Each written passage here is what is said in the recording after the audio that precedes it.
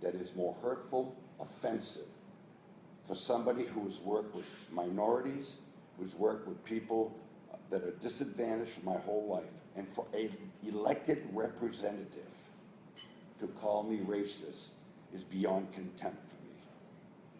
Now, was I angry? Yes. Am I still angry? I am enormously angry to this gentleman. Because you can call me anything in the book, believe me, and I've been called many things in the book by many of you, in fact, which is distasteful, but nothing would get me really angry than using the word racist. And I do not apologize to Mr. Gatti for what I said. I would think that if he wants to exchange apologies, I'd be more than happy to do that. And I also challenge him to come to me next week and let's talk about racism and let's talk about what I said. Because what I said is right here in this book. And it's all articles that each and every one of you either published, and you put the photographs in, and if you published the article without the photographs, I just went to the jail and got the photograph. I just got some in this morning. In fact, I haven't put the 3-hole punch in. There we go. And I can show you the rest of the pictures. Very lovely young Mainer, maybe 20 years old. And that's the other culprit. So this is not about racism to me. This is about people that come into Maine. They come into our state with a poison, and they give it to Mainers, and the Mainers die. They give it to women, and women give birth to little babies afflicted by opiates. And if you ever want to see how nasty that looks, go to the hospital and watch these babies in the first week of life. And then they totally destroy families for a profit, And then people like Mr. Gatti will go out there and defend these people by calling me a racist. Mr. Gatti, my message to you is you should be helping us in the legislature, not voting against the policies we're trying to do to fix the drug problem in the state of Maine. He has voted against, on numerous occasions, against legislation that would give the law enforcement, the Attorney General, the DAs, more authority to deal with people that are addicted and get them into a rehab scenario before they die. And that's basically the whole issue. And I find it not only offensive, I find it repulsive that he would use that tone to call me a racist. And he doesn't even know me. So that's my position. Any questions? What exactly did he say? It was at the town hall meeting? When you heard this? No, it was yesterday morning, right here.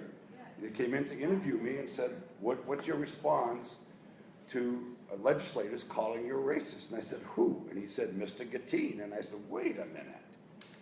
Who is he to call me a racist? Every bill I put up there to help people afflicted with drugs, he votes against. And so I find that enormously offensive. And I took it upon myself to leave him a voicemail. And it was never intended, while I should have thought better of it, that he's not very brave, so he would make sure everybody hears it. It was intended for his ears and his ears only. But he chose to put it on the Portland Press Herald, and good for him. But I'm not shying away from what I called him, because everything that came out of my mouth, everything I said to that man is less insulting than being called a racist, in my mind. Do you think if people said that your comments were racially charged, is that also calling you a racist? Yes. Because they're not racially charged. Guys, you want to look at the book? it's the facts.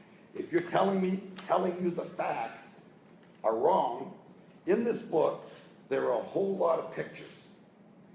And if you look, and they're only white pictures, look closely, because it's methamphetamine and it's around the state. They're meth labs. And if you look in the heroin, they're black. I didn't make up the fact. I didn't make these pictures up. You people published most of them. Why does the race matter? It doesn't. 'Cause your point is that they're the out-of-state dealers bringing stuff into Maine, so why even bring it up, the race? Because it's a fact.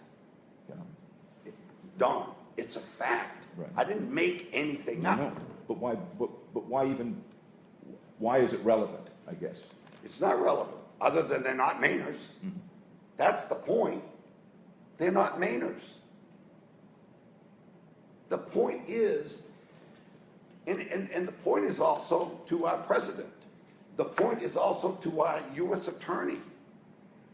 These people come to Maine from foreign states. They're here an hour or two, and then we have to incarcerate them for years and years and years at our expense.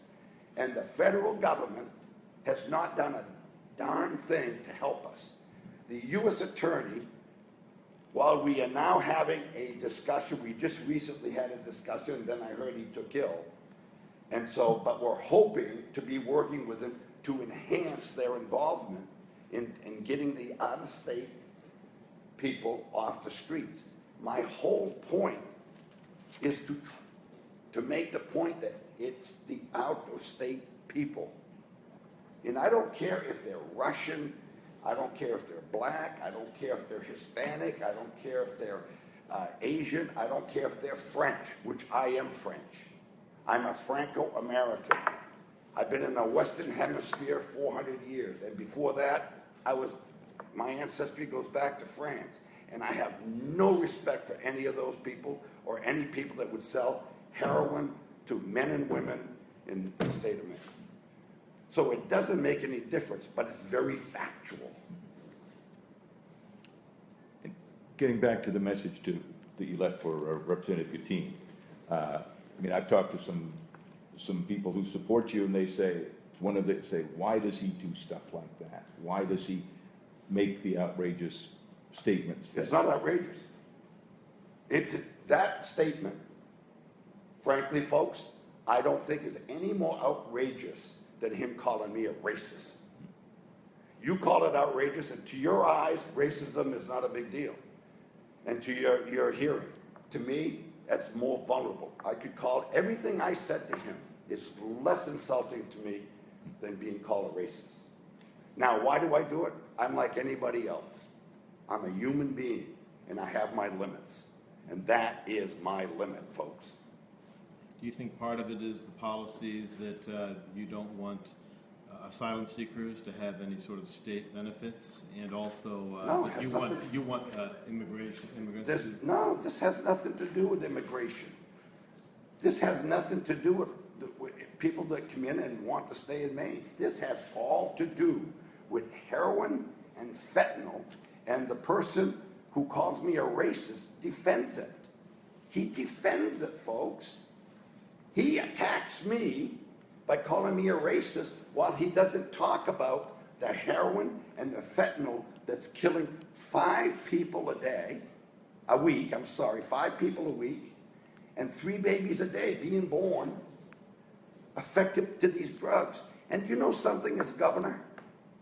I go home every night and I have to try to sleep knowing that a 29-year-old, less than a quarter of a mile from my home, died, and he has a little baby, and then his cousin comes into me and says, "What are you going to do, Governor?" And then I have an elected official who defends him.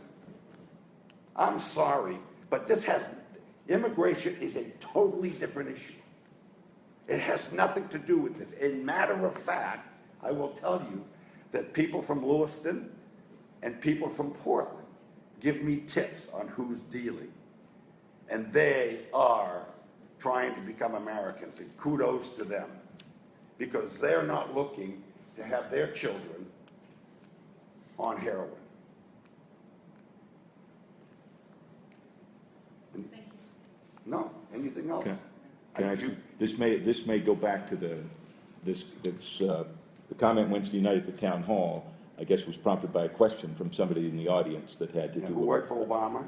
Did he? I don't know. Yeah, and he was a black gentleman who worked in 2008 for the Obama election, and he was attacking, and he was saying that I'm inciting it. Listen, he said I'm inciting because I talk about people who come to Maine with drugs.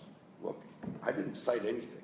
I didn't ask them to come to Maine. And then he said, is it because Maine is not a diverse state? I would love Maine to be a diverse state. I would love nothing more to have Maine to be 3 million people with a whole lot of diversity, but we're not. I was elected, and this is what I was